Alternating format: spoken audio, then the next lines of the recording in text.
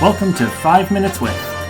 Today's guest, Mr. Jeff Cabralda, teacher and new vice principal at Holy Cross Regional Secondary. Hello and welcome to 5 Minutes With. Today's guest is Mr. Jeff Cabralda. Jeff, welcome. Hi, thanks for having me. Oh, I'm happy to have you. I was inspired to call you when I read the letter from Mr. Blesh about your new position. Can you tell us a little bit about it?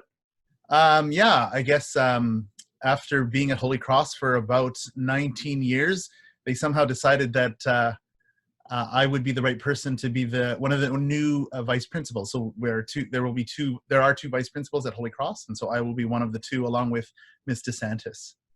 So you're a man of many talents and many interests. So I wanted to touch on three of the things that you bring to mind for me. One is band. I have a favorite moment of my time at Holy Cross as a parent in band, but I wanted to hear yours. What's one of your top moments as a band teacher at Holy Cross? I think that goes probably way back till maybe the end of the first or beginning of the second year that I was at Holy Cross. We had taken students to a festival where other schools perform and university professors work with the kids.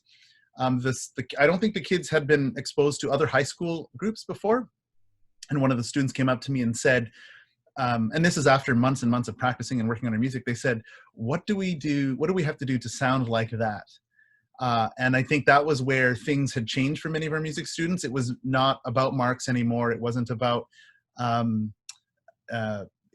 anything else except wanting to do the best that they possibly could, and not by any means necessary, but they wanted to work towards that goal. So that was something very memorable for me. One of your interests is technology, and you were saying earlier that you have a degree in computer sciences.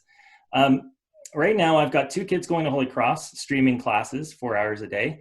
I've got two kids going to college, streaming classes quite a bit. So there's a lot of streaming going on.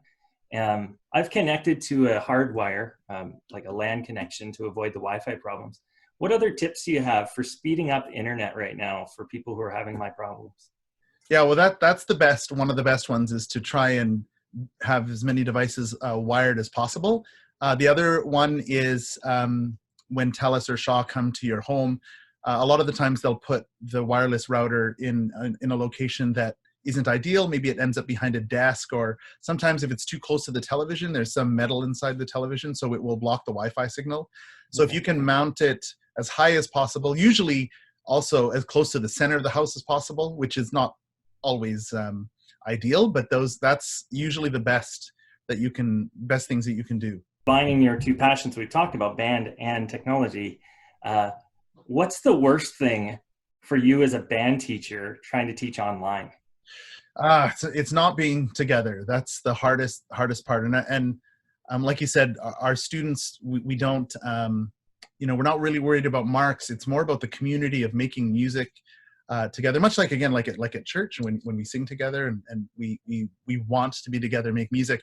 We've actually tried to do those sort of virtual choir, virtual bands that you've seen all over the internet now more recently. And what our students are finding is that it is difficult, because when you're playing or singing in class, you do rely on the people around you a lot more than you actually think you do.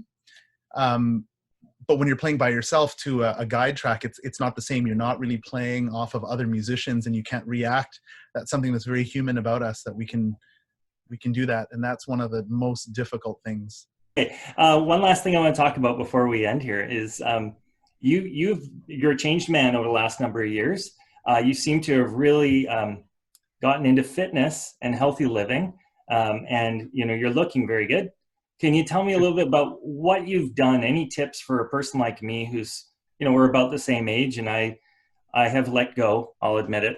Do you have any advice for people who are trying to get into fitness?